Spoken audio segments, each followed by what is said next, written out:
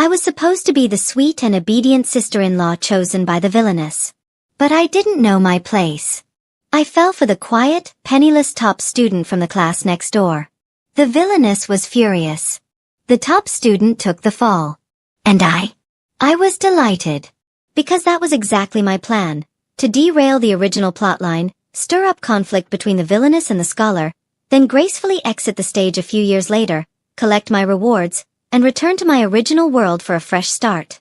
But, can someone please explain why the cold and aloof top student cornered me in the middle of the night, confessed his love like a madman, and broke down crying, insisting on becoming my loyal dog?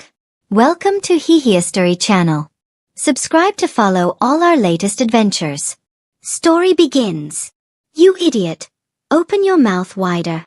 Wider. The young miss can't see clearly. I give up. Elena, go pry his mouth open.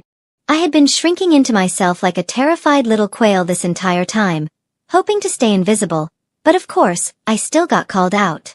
Taking a deep breath like I was heading off to execution, I shuffled over to the boy kneeling in the center of the room, a delicate and clean-cut figure, still holding himself with quiet pride. I reached out and tried to pry open his mouth. But the boy had resolve. He refused to let me. Sure, I could have forced it if I really tried. But what if I applied too much strength and hurt him? So instead, I just froze there. Fingers awkwardly resting against the edge of his lips, applying just enough pressure but doing nothing more. I didn't move. I couldn't. Elena? Are you done yet? The sudden voice made me jolt. I stammered, almost. What was I supposed to do? He just wouldn't open his mouth. Was I supposed to break his jaw? If I didn't do it, I'd offend the young miss. But if I did, I'd offend the future final boss. I felt like I was standing on the edge of my own grave. Could you maybe open your mouth a little? I whispered. Please. I'm begging you. Eyes watery, cheeks flushed, I tried to look as pitiful as possible. It was my signature move. Every time the young miss got angry with me, I'd pull this trick. She'd always hesitate to punish me afterward. Honestly, I knew it was a desperate gamble. I wasn't really expecting it to work on someone like him. The cold, emotionally detached, iron-blooded villain of the original story. But strangely, 3 seconds after my plea, his jaw relaxed. Stunned, I slowly pulled my hand away. He didn't move. He stayed just as he was. With his head tilted slightly upward, the bangs that usually shadowed his eyes swept back, revealing a pair of pale, indifferent brows. He glanced sideways at me. And for some reason, he looked well behaved. The young miss, who had been perched dramatically atop the equipment pile, finally lost patience.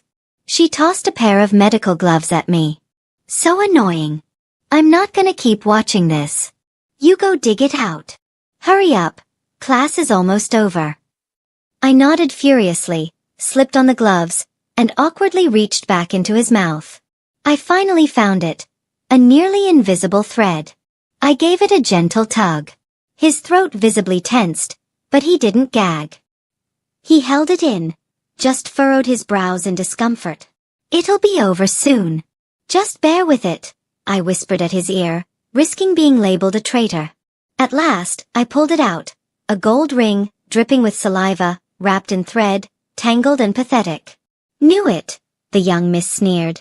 Feels good to get something for nothing, doesn't it, you little parasite? Hiding it in your throat after being caught? Disgusting. She jumped down and strutted over, triumphant, disgust curling her lip as she used a thin stick to lift the wet ring. Without hesitation, she tossed it into the vat of aqua regia that had been waiting all along. Make sure that gets destroyed. See? I'd rather toss it, ruin it, or even pay to get rid of it than let a broke thief like you keep it. Thief. I told you. Poverty breeds cunning. Poor people aren't worth pity.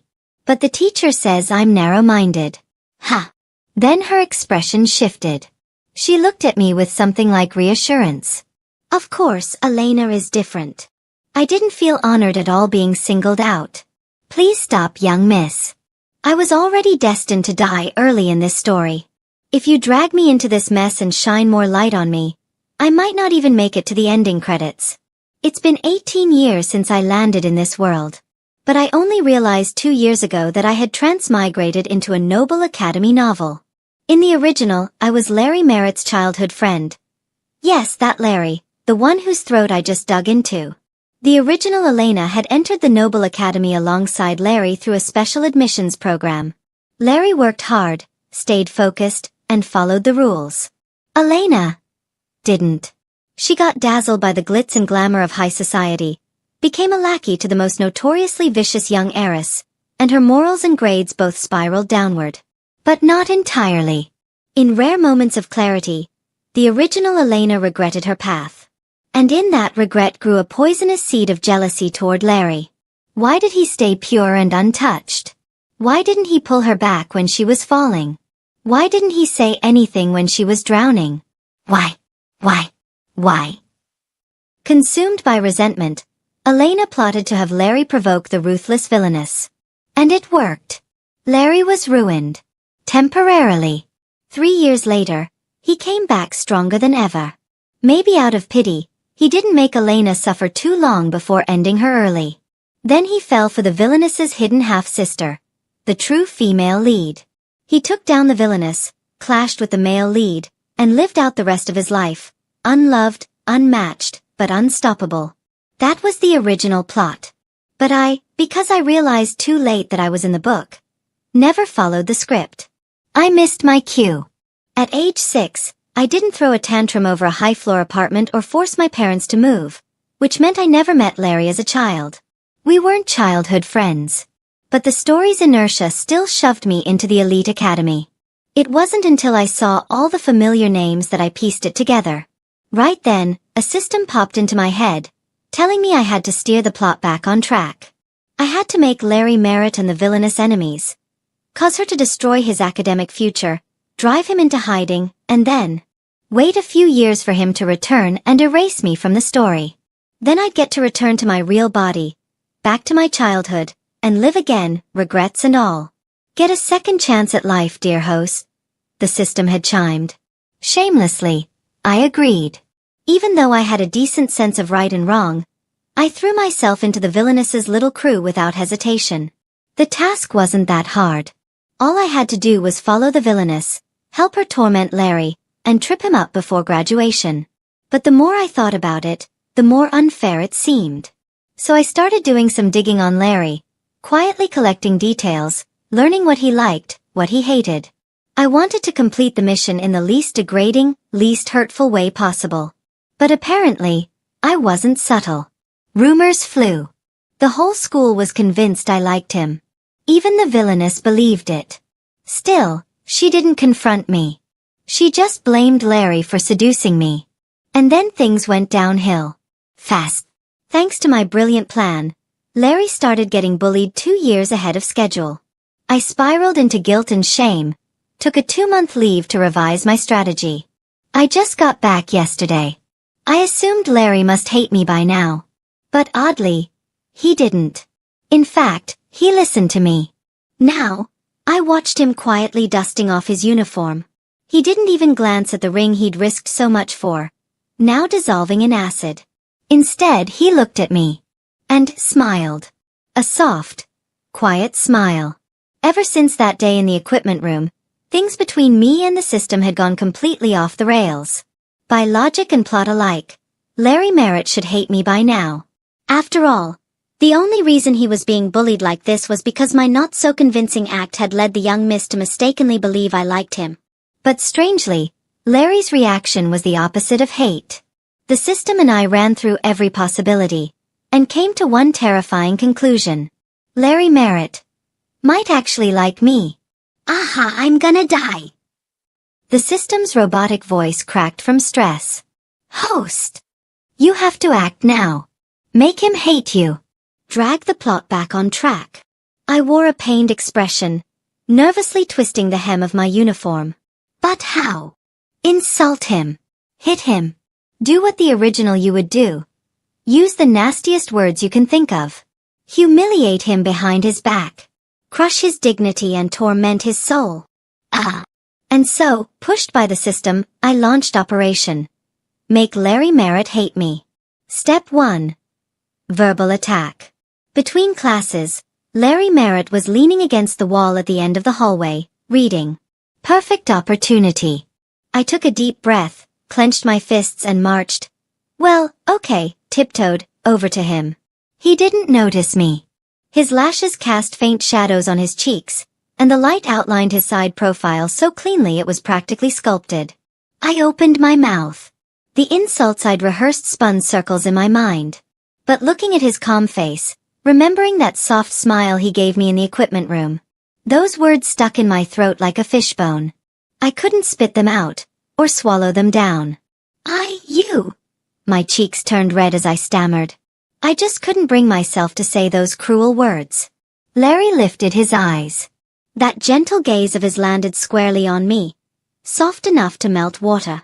My brain short-circuited. Panicked, I turned and bolted, limbs flailing in chaos. Far, far down the hall, the system's disappointed voice rang out in my mind. What do you think you're doing? I couldn't say it. He looked at me and my heart just softened. Do you want to be reborn or not? I wept in silence. Round 2. This time, I caught him at the water station. I waited at the entrance, ready to strike. It went even worse. After several minutes of internal screaming, I didn't even manage a syllable. Then I accidentally saw the old, scratched-up mug he was holding. Not even a proper thermos. He probably couldn't afford one. For some reason my heart felt tight. In the awkward silence, without thinking, I pulled the imported chocolate the young miss had given me from my pocket and shoved it into his free hand. Then I ran away. Again. What are you doing? What the hell was that? I don't know. I wanted to cry. It moved by itself. My hand did it. Not me. I pointed accusingly at my own hand. The system went silent. After a few more failures, the verbal abuse plan was officially scrapped. The system raged that I was too chicken. I snapped back that I was just kind. The system, speechless, changed tactics. Fine. If you can't curse or hit him, then stalk him. Yes. Like a proper creep. Tail him, spy on him. Normal people would be grossed out by that. He's a cold, edgy villain, right? He'll freak out for sure. It actually sounded doable. I nodded solemnly. Mission accepted. And so began my new plan. Operation Creepy Stalker. Larry didn't live in the dorms, so he walked home every day. To follow him, I filed for dorm withdrawal too and started biking home after trailing him on foot. He walked fast. Long strides. I had to jog every few minutes just to keep up. I'd lost several pounds in just days. You might think I'm exaggerating. But besides the physical exhaustion, there was the psychological pressure too. Too close and I'd be caught. Too far and I'd lose him. Larry had a weird habit of pausing randomly, squatting to pet stray cats or talk to dogs. Ah, little guy, you really like me, huh? Can't stop following me? Baby, are you not eating again? You've lost so much weight, I'm worried. Oh, look who's back. Tail in the air again, huh? You like me that much. You sneaky little kitten, stop following me. If you keep this up, I'll take you home and lock you in. You'll never leave again. You'll stay and wait for me to come back and kiss you. Why did it feel like he was talking to me? Before I could tell the system about this extremely suspicious possibility, it interrupted with the answer to the question I asked earlier. What if I get caught? Host, isn't the point of stalking him to get caught? Oh, right. Duh. So I stepped out boldly from behind the street lamp, unaware that, just moments earlier, Larry had whispered to a very pouty cat hiding in a bush. If you come out, I'll take you home. Thankfully, the system, being a silicon-based life form that couldn't multitask, hadn't noticed that last part. It later told me it hadn't been pretending to be dead. It had been dead. For a little while. But I didn't know any of that at the time. I stood there wide-eyed, pretending to be caught mid-creep, and gave an awkward little, heh. As expected, stalking absolutely tanked my likability. Even someone who smiled at me after I pulled a ring out of his throat now stared at me with a, well, hard to describe expression. Heavy. He was probably wondering how someone like me ended up becoming such a pervert. Goal achieved. I decided to flee before the situation got worse. But fate had other plans. My phone refused to scan the QR code on the rental bike. Then I felt something furry brushing against my foot. I looked down and saw two very unfortunate-looking stray dogs. I screamed. The phone slipped from my hand. I didn't even try to pick it up. My mind went blank. Screw the mission. Screw the plot. I acted on pure instinct, sprinting full speed toward the only human nearby, Larry Merritt.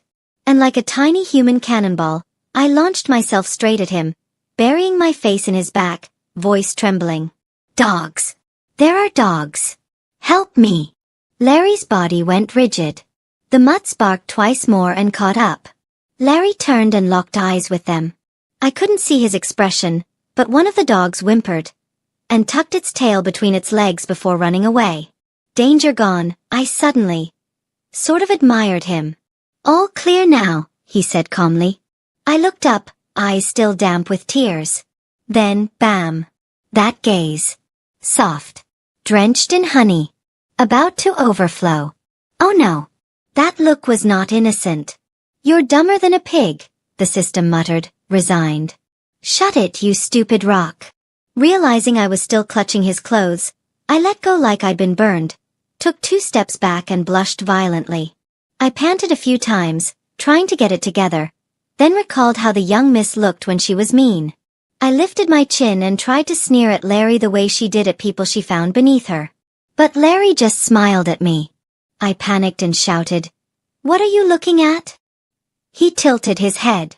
"Didn't you look at me first?" I did not. Really? Haven't you been secretly following me for a week now? My face cracked. So he knew all along? Wait. Did that mean those weird things he said to the cats were meant for me? No. No way. No sane person would say stuff like that to another human. Who does he think he is, some romance novel male lead? I shook my head and tried to bluff. Who said I was following you? The road's wide, you don't own it. Larry chuckled. Same way home? But I don't think you live on this side of town. Now's your chance. Admit it. And insult him while you're at it. Didn't you say no insults? It's not an insult. Just a jab. Please, I beg of you. Fine. As much as I hated this, I had just jumped on him like some heroine in a romance drama. I owed the plot a correction. So I furrowed my brows and tried to think of something nasty. So what? You're a thief. You stole something and won't even admit it. I have to watch you, to stop you from stealing again. I braced for it. The anger, the disgust, the rejection. But none of that came. The alley was silent except for the wind-rustling weeds on the wall. Curious, I peeked up at him. Larry didn't look mad. Didn't look embarrassed. Didn't even look mildly offended. He just stared at me. Quietly. His lips were tight like he was holding something back, but his eyes were soft. And, if I wasn't hallucinating, kind of delighted. He let out a low chuckle. Rough, breathy, scraping against my ears. He said, stepping closer. He leaned down until our eyes were level, voice dropping to a dangerous whisper. So, you've been following me. To keep an eye on me, huh? I think I've completely derailed the original plot. Larry Merritt, in all his stubborn glory, was now utterly convinced that I was following him around to stop him from going bad. A selfless act, in his opinion. Thoughtful. Caring. And naturally, it made him fall even deeper for me. At the same time, I finally learned something else. Turns out the young miss had already sent several waves of people to mess with Larry over the past few weeks. But thanks to my relentless shadowing, none of them had found the opportunity to strike. Larry was technically a villain, but also half a male lead, which meant he had some halo magic protecting him. He'd known all along about the young miss's secret plans. And because he thought I was smart, he assumed I knew too. So in his mind, I wasn't just following him. I was protecting him. Which only made things worse. Now he was spewing over-the-top romantic confessions like a fire hydrant. And if I hadn't had lightning-fast reflexes and slapped him the moment he tried to kiss me, I would have lost both my first kiss and my first love today. First love? Well, he was really handsome when he confessed, okay? But no. I was Elena. I had a goal. And no level of hotness could get in the way of my reincarnation. Good resolve, host. Congrats. You've completed the first phase, provoking a grudge between the villain and the mean girl. Now all we have to do is let the story unfold. He'll spiral emotionally, lose his chance at guaranteed admission, and a few years later, you'll be eligible for removal from the story. What? I didn't even do anything yet. Oh, you didn't have to. The young miss got so pissed off today that none of her thugs had managed to hurt Larry yet. She decided to take matters into her own hands and tailed you. Yes, you, who was tailing Larry, and witnessed your entire little romantic scene together. Previously, she'd assumed you liked Larry, so she only mocked him in private to spare your feelings. The only real strike so far, the stolen ring incident, was something you carried out. But now you've made it clear you don't like him. And in her eyes, she realizes she was a fool for ever thinking you did. She also thinks Larry's poor and full of himself. So she just went and beat the crap out of him. I felt like I'd been hit by lightning. Guilt and glee fought inside me like cats in a sack. In the end, guilt won. It's already dark. She must have finished beating him up ages ago. Why are you only telling me now? The system went silent. Maybe it knew it had messed up. I sighed and threw my jacket back on, heading straight for the nearest pharmacy. Larry's place was so far from mine. I was definitely not getting any sleep tonight. And it was all the system's fault. I bought a whole bag of medicine, some for internal use, some topical, and a basket of fruit and milk, the kind you bring when visiting a sick friend. Then I trudged all the way to his apartment complex. The system was spinning in my brain, throwing bribes and logic at me. But I didn't do anything impulsive. I didn't ring his doorbell. Instead, I flagged down a random kid from the complex and asked him to deliver the items. Only when I saw Larry open the door and take the stuff did I finally breathe easy and head home. But peace didn't last long. The young miss popped out from around a corner, arms crossed and expression unreadable. So, do you actually like Larry Merritt or not? Because Larry was convinced I loved him. For the tension between him and the young miss to keep building, they needed to believe opposite things. So I followed the system script and told the young miss that no, I didn't love Larry. I just pitied him. She looked thrilled and immediately invited me to her 20th birthday party. I panicked, because according to the original story, that was also the day her younger brother would be returning from abroad. Originally, I had nothing to do with her brother. But that was in the original story. In this timeline, the young miss had become weirdly obsessed with playing matchmaker between me and her brother. She constantly gushed about how hot and perfect he was and how we were a match made in heaven. So clearly, this party was going to double as a blind date. But it was destined to fail. Her brother, according to canon, was a morally upright ice cube. An elitist who hated loud, flashy girls like the ones in the young Mrs. clique. Going to this party wouldn't just get me rejected. It'd get me roasted. The guy was famous for his razor-sharp tongue. But I couldn't think of a good excuse to refuse. So I accepted the invite. Temporarily. Then, on the day of the party, I called her up and faked the sickest voice I could muster. Really? She asked coldly, clearly suspicious. In a panic, I even faked a few dry heaves over the line, very realistically. That finally seemed to convince her. She hurriedly said a few comforting words and hung up. I felt like a genius. Until 10 minutes later, when I saw her updated social media post. My sweet little sis ditched my birthday party over some stupid joke of a guy. Said joke must think he really pulled a swan when he's just a toad frog face sparkles. Attached was a photo of Larry, dressed nicely, standing alone on the lawn. The comments underneath were brutal. Some even started planning ways to deal with him. My blood ran cold. The system was screaming bloody murder in my head. But I couldn't hear a word. Next thing I knew, I was in mismatched casual clothes, standing in front of the young Mrs. Mansion. Hey, what are you doing? Just wait for the plot to finish and you'll be released. Why would you show up here? You don't really like him, do you? He just smiled at you once. Are you seriously falling for that? Elena, snap out of it. What was I doing? Did I really fall for Larry Merritt? He said I liked him. The young miss said I liked him. And now even the system was accusing me of liking him. Was it true? When did it start? Maybe that first time I asked a classmate about him. I had just fallen out with my frenemy. Hoping to make up, and figuring the plot was about due, I used Larry as a conversation starter. I remembered it clearly. Me trying to act cute. Come on, baby, don't be mad. Hey, our brilliant princess, do you know what Larry Merritt likes or hates? Friend, smug, but not softening, no idea what he likes, but he definitely hates clingy girls like you. Me wounded near tears. Larry, suddenly appearing, excuse me, we're not even friends. Please don't speculate about me. Friend, flustered, defensive. Who even are you? That was our first real interaction. It was dramatic. And weirdly warm. What started as a mission to gather info became something else. I genuinely wanted to know more about him. The more I learned, the more I was drawn in. I told myself it was just for the mission. But I wasn't fooling anyone. Host. I blinked, snapped out of my thoughts. An engine cut off behind me. I turned and saw a tall boy stepping out of a luxury car, dressed in a crisp suit. I couldn't see his face clearly, but something about his aura screamed, handsome. The bodyguards addressed him respectfully.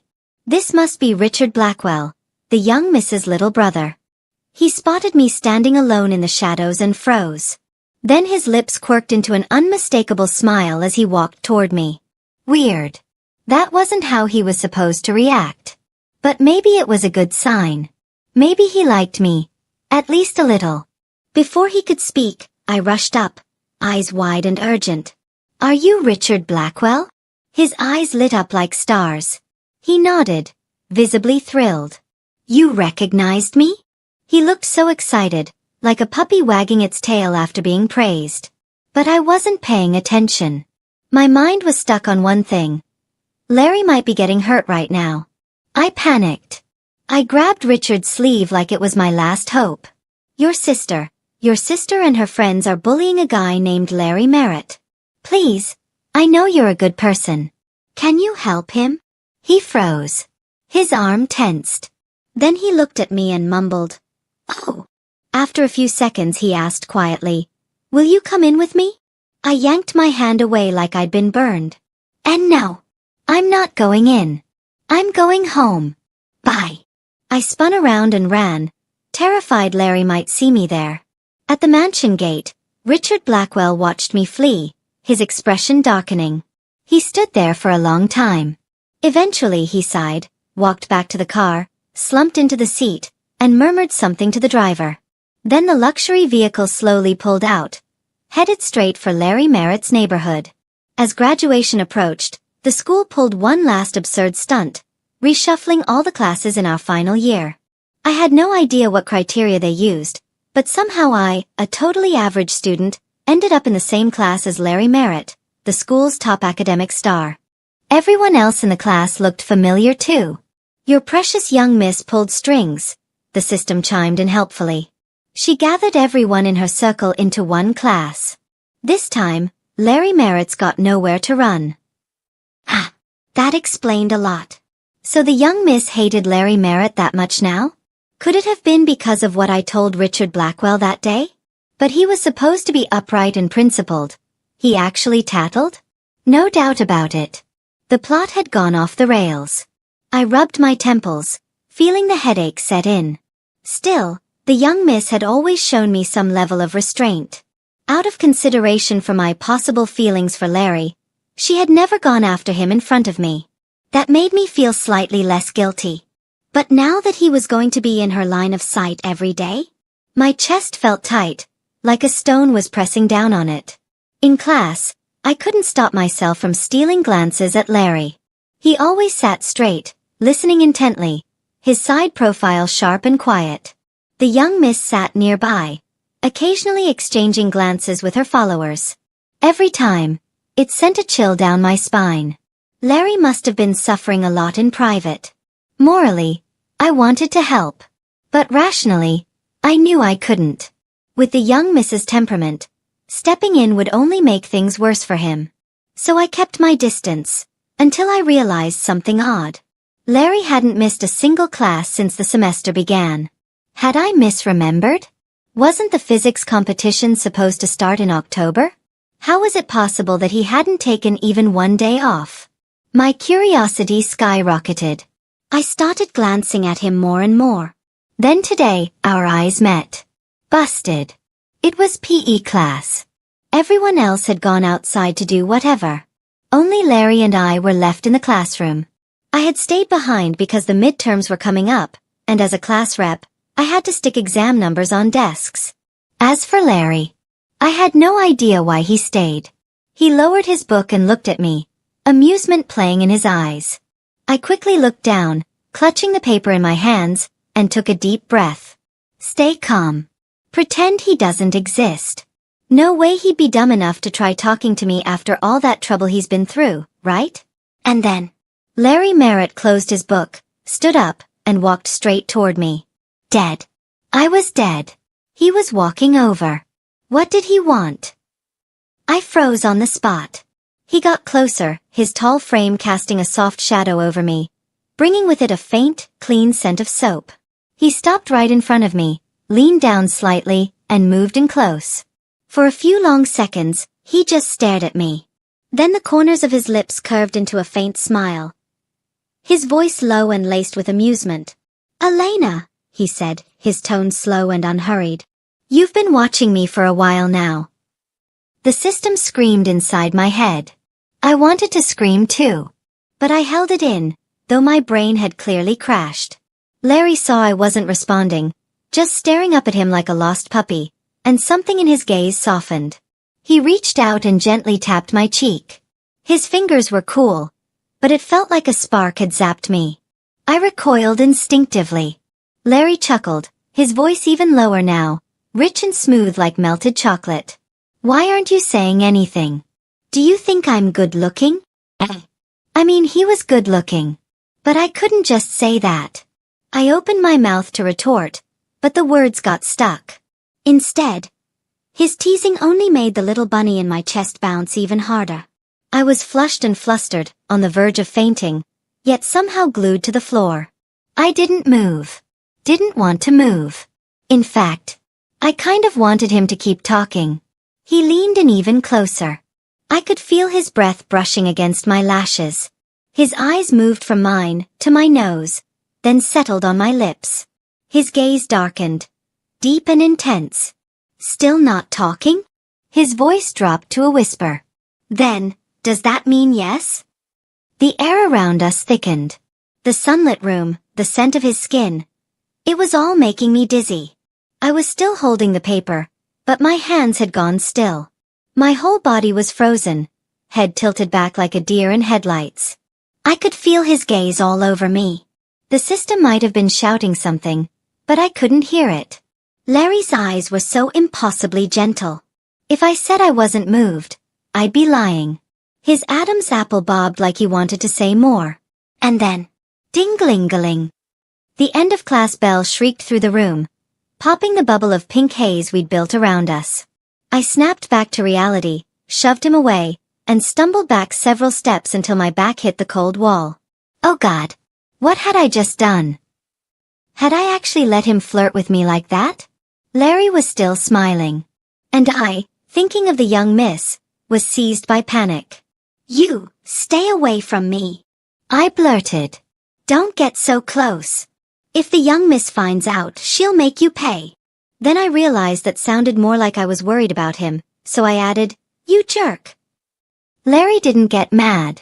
If anything, his smile widened. But he obediently stepped back, putting distance between us.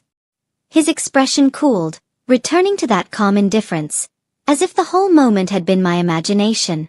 Outside, the sound of classmates returning filled the hallway. I scrambled to stick on the last few exam numbers, then rushed to the teacher's office to check in. And on the way out, I casually asked, "Has Larry Merritt signed up for the physics competition?" The homeroom teacher blinked.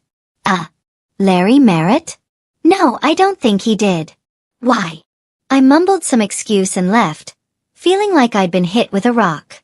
System, if he didn't compete at all, does that count as a loss? I think so.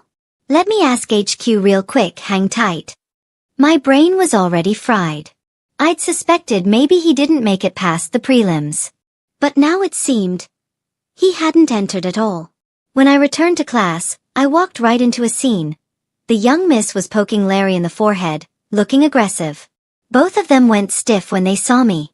I pretended I didn't notice and collapsed onto my desk for a nap. November arrived. The weather cooled. Something nagged at the back of my mind, but I couldn't figure out what. Then one day, walking home from school, I overheard some kids from the next class talking about how fast time flew, and how it was already time to register for the SAT. Sad. Oh crap. I'd forgotten.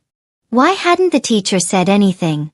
I opened our class group chat, ready to remind everyone, but paused. What if the teacher had told us, and I'd just missed it? I let it go. That night, I booted up my laptop, logged into the SAT registration site, filled out the info, and hit submit. Error. Information validation failed. Ha! I double-checked everything. Name, ID, student number. All correct. I tried again. Still failed. What the hell? As I stared at the screen, annoyed, something finally clicked. The registration page title said, SAT Registration 2026. 2026? So now it was 2025? I was almost 21? No. No way. I rubbed my eyes. Opened them again. Still 2026. A chill shot up my spine. My fingers went numb. Wait. The young miss had just turned 22. How many SAT students were in their 20s? A horrifying theory formed in my mind, but I didn't dare think it through. I changed my student category from current student to past graduate. Clicked submit. A green box appeared within seconds. Submission successful. I had already taken the SAT, but I didn't remember it at all. What happened to my senior year? My first SAT? Why couldn't I remember anything? System. System. I screamed inside my head, but all I got was silence. That persistent nagging voice that had been on me for every task. Gone. Or maybe it was never real to begin with? Panic gripped me. I bolted to my parents' room, not caring if they were asleep, and burst through the door, voice shaking. Dad. Mom. Have I already taken the SAT? Why can't I remember anything? They shot up in bed, startled. When they saw my pale face and trembling body, they looked stricken. Mom jumped up and hugged me. Dad rushed over. Their faces were filled with something I couldn't name. Elena, my baby. Mom choked back a sob and clutched me tighter. Tears dripped onto my hair. Don't think about it anymore, okay? It's over now. It's over. That Larry Merritt. That bastard. Larry Merritt? My head exploded with pain. A storm of fragmented images tore through me, too fast to catch. My vision darkened. And as my parents called my name in panic, I collapsed into unconsciousness. When I opened my eyes again, the sky outside was still dark.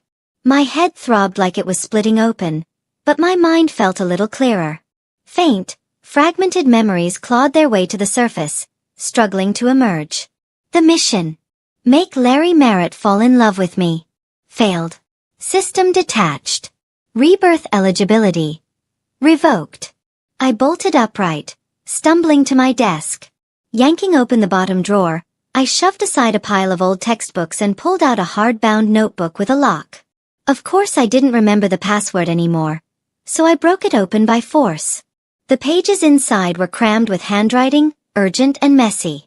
September 1st, 2020, Day 1 of the mission. It's been 15 years since I transmigrated here. I really did get a strategy script.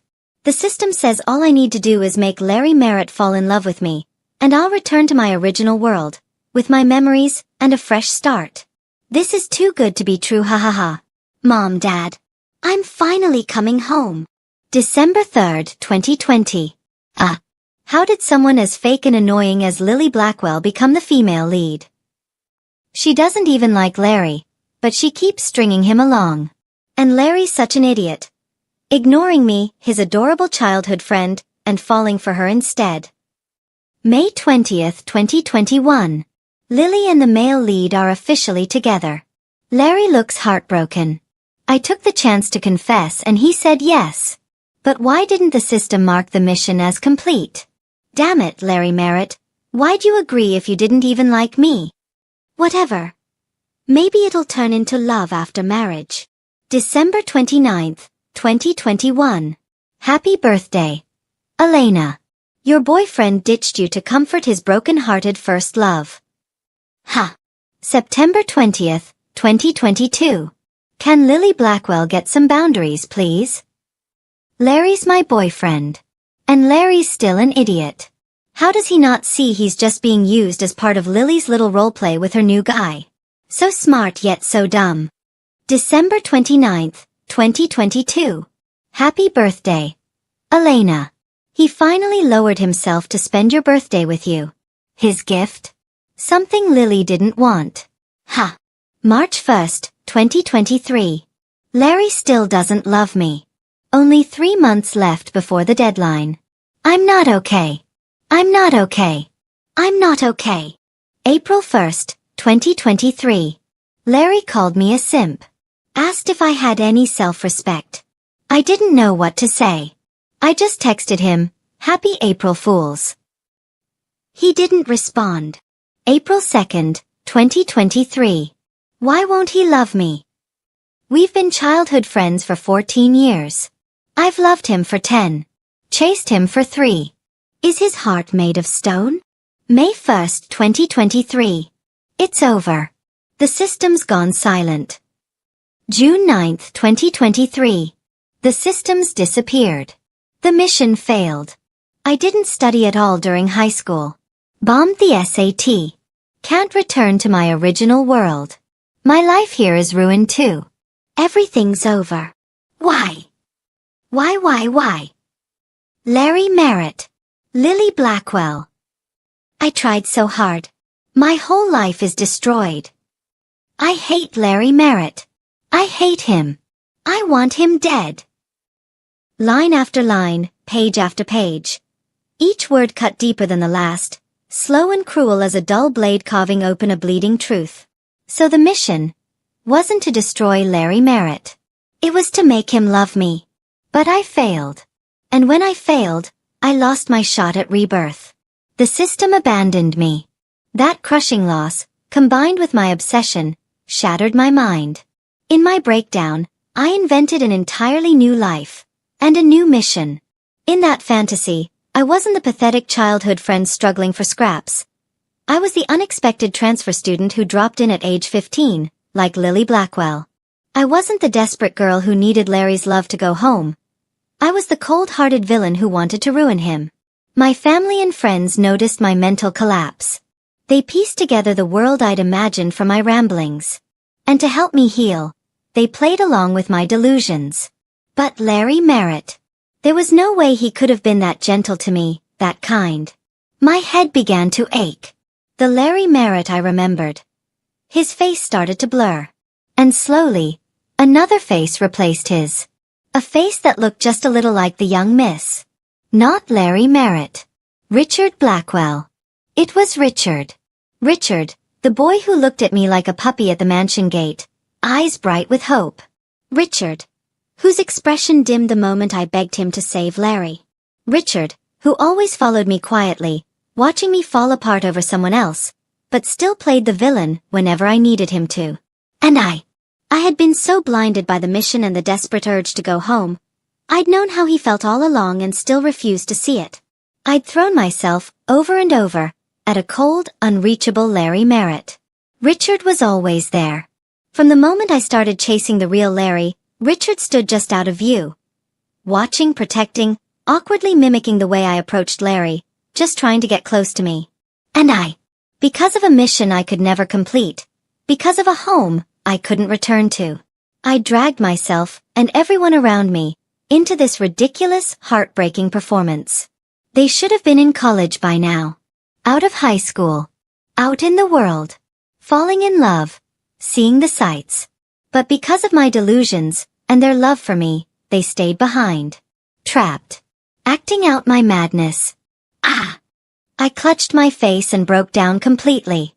Shame, guilt, despair. Each one a wave crashing over me, pulling me under.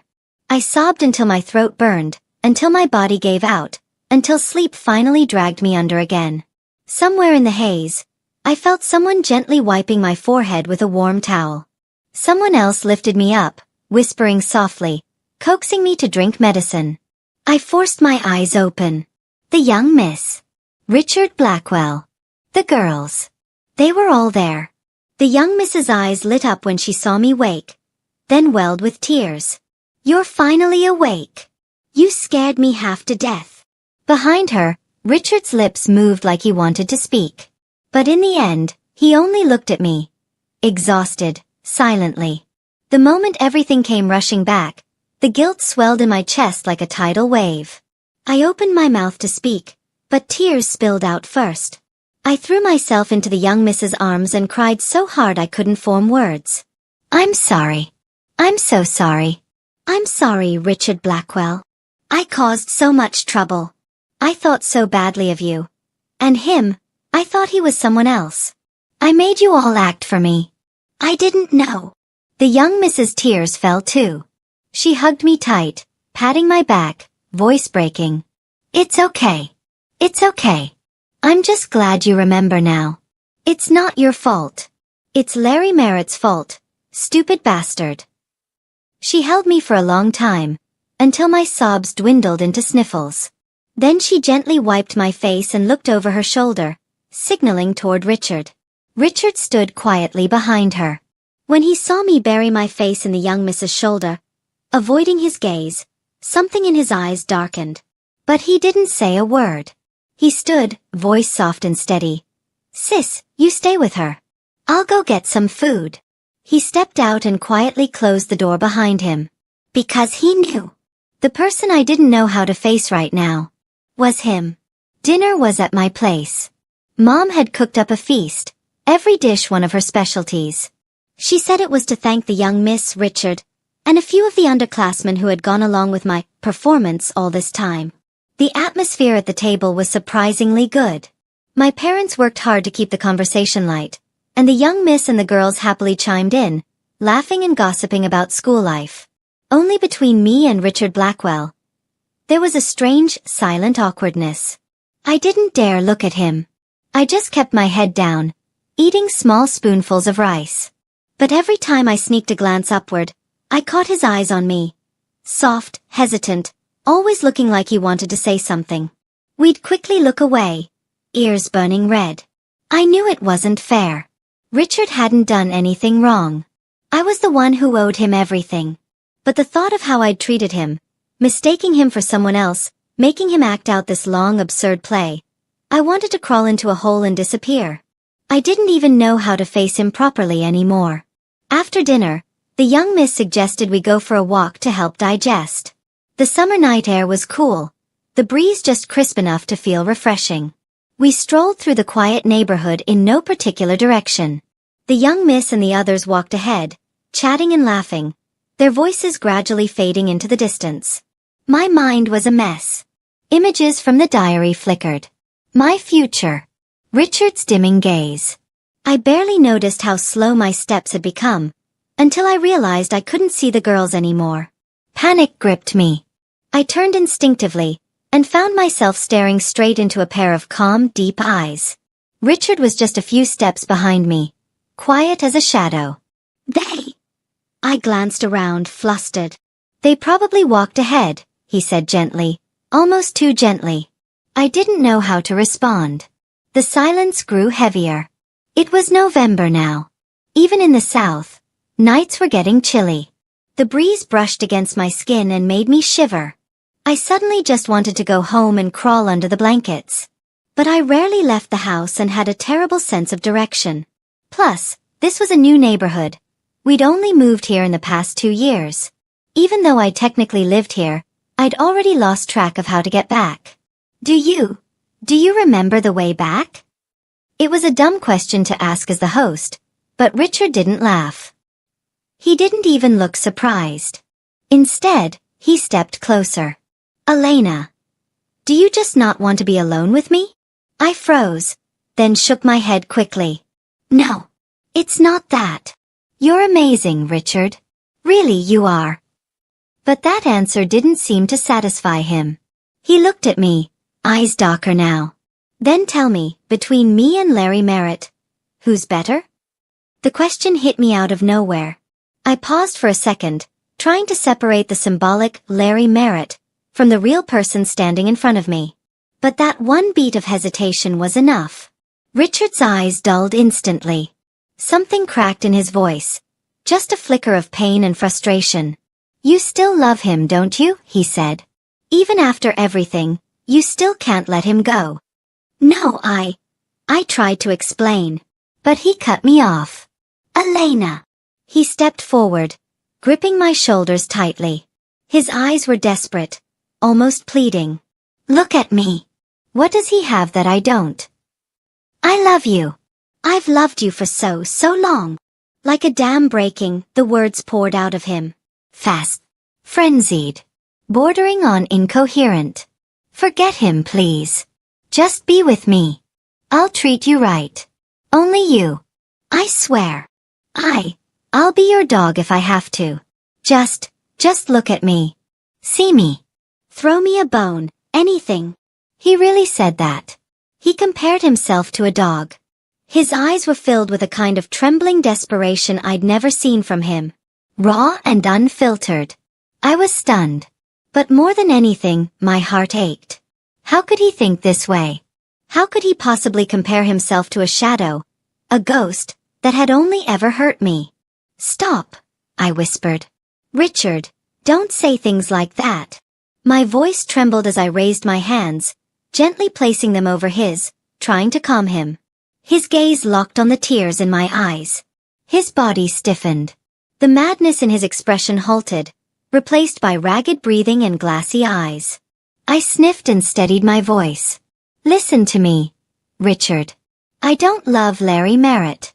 Not anymore. I haven't for a long time. If anything, I hate him. I couldn't love him if I tried.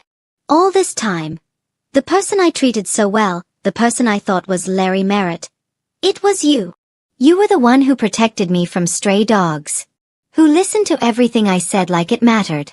Who played along with all my nonsense, even when you didn't have to. The person under that name was Richard Blackwell. Not him. It was you I cared about. It never had anything to do with the real Larry Merritt. My face flushed. My heart pounded. But I forced myself to meet his eyes. Richard stared at me, stunned. His hands slowly dropped away from my shoulders. It was like watching joy break through storm clouds. Like he couldn't believe what he was hearing. Elena! He breathed, voice hoarse with disbelief. Elena, I love you. He stepped forward again. This time, gently, carefully. He opened his arms, and I let myself fall into them. I leaned against his chest, hearing the wild thrum of his heartbeat, just as loud and fast as mine. The breeze brushed our cheeks. Moonlight bathed us, casting one long intertwined shadow behind our feet. And in that silence, so gentle, so real, it felt like all the hurt, confusion, and make-believe had finally been soothed. We held each other quietly. And then, after a long moment, I mumbled against his chest. Richard Blackwell, can we go home now? I really don't know the way back. Above me, his voice was soft and smiling.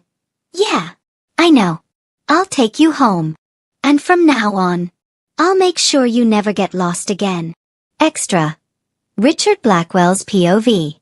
I had never seen someone as clingy and adorable as Elena, my sister's best friend. She had a round little face, round eyes, even a round nose. And that voice, ugh, it was the stickiest kind of sweet. And she knew it too. She played up the cutesy act on purpose. Ahem. Anyway, as adorable as she was a total simp. And not even my simp. She was hung up on that bastard Larry Merritt. What did he have that I didn't? Sure, maybe he'd grown up with her and maybe, his grades were a tiny bit better. But she doted on him like he was a baby bird she needed to rescue. Larry's life sucked. Abusive dad, spineless mom, dirt poor. He turned out moody and twitchy. And Elena?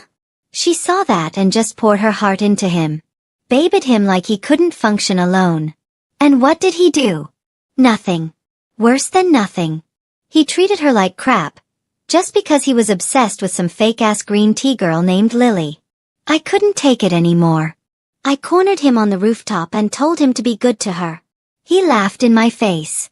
Said I, the rich heir, had reduced myself to being a dog, for his dog. I lost it. I beat the hell out of him. Normally, I'd play it cool. Retaliate quietly. Be classy. But Larry Merritt? He didn't get to call Elena a dog. The whole thing blew up. I had to pay thousands in hush money just to keep it out of court. And I was still pissed. Thankfully, Elena didn't jump to conclusions. She came to me and asked why I'd fought him. I didn't tell her the truth.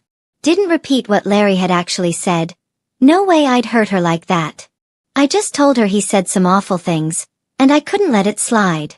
She didn't press. She just nodded, head drooping, looking like a rained-on kitten. Thank you, she mumbled. God. I felt that in my spine. My girl. My sweet, smart, precious girl. Even if she didn't know it yet. She'd been chasing someone who would never love her back. After graduating from high school, Elena broke down completely. She locked herself in her room and refused to see anyone. I kept count. 18 days. She didn't speak to any of us. Not her parents, not my sister, not me. She just curled up in the corner with her sketchbook, scribbling on paper, on the walls, even on the floor. She drew strange, twisted lines and symbols none of us could understand. All the while, she whispered to herself, too softly to hear clearly. But sometimes, we caught fragments, mission, go home, Larry Merritt. Her parents, my sister, and I took turns keeping watch outside her door. The soft scratch of pencils and murmured words were all we could hear, and they tore at our hearts. We wrote down everything she said. Failed. Can't go back. Why doesn't he love me? So disgusting. I'll kill him. It's all over. Piece by fragile piece, we pieced together a terrible truth. Elena had somehow fixated on one idea. She needed Larry Merritt's love in order to go home. But home was here. Her parents were here. We were her family. Why wasn't that enough? What had Larry Merritt done to her to make her fall apart like this? He must have hurt her in ways we never saw. Otherwise, smart and sweet Elena would never be like this. My heart ached. I was furious. And jealous. I wanted to find Larry Merritt and rip him apart. But I couldn't. Murder was illegal. And I needed to stay alive. For Elena. More time passed, and Elena started to get better. She led us into her room again. She even began speaking a little, though her thoughts came in broken, cautious fragments. But she mistook me for someone else. Every time I brought her food or sat with her, she curled up in the farthest corner, watching me with shy curiosity in her eyes.